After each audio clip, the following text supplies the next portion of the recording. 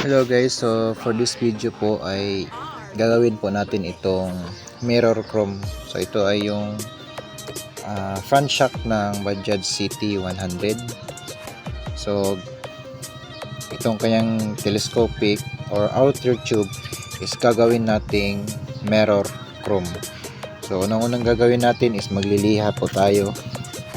Number 280, then sabayan natin ng sabon at tubig. So tatanggalin muna natin itong mga gas-gas para magiging mirror chrome po siya. Okay guys, so ito na yung gawa natin, yung pagliliha. So makinis na siya. Then after ng liha natin, dito na sa gawin din dito na side.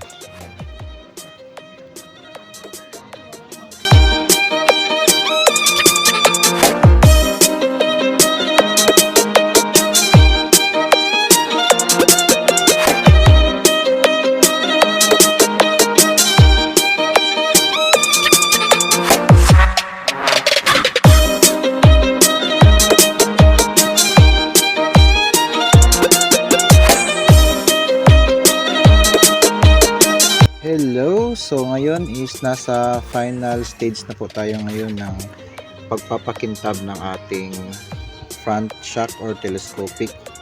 So gagawin natin itong mirror chrome. Ayan, mirror finish. So ito na yung ating gagamitin at saka ito. Kailangan din natin ng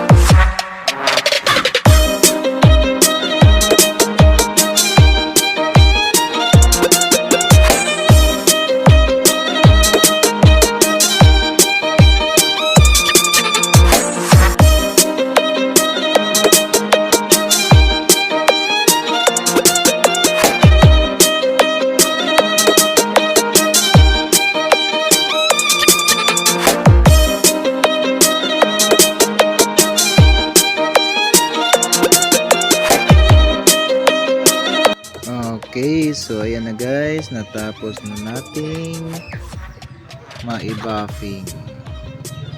So ayan na yung ating telescopic stock ng Bajaj CT100.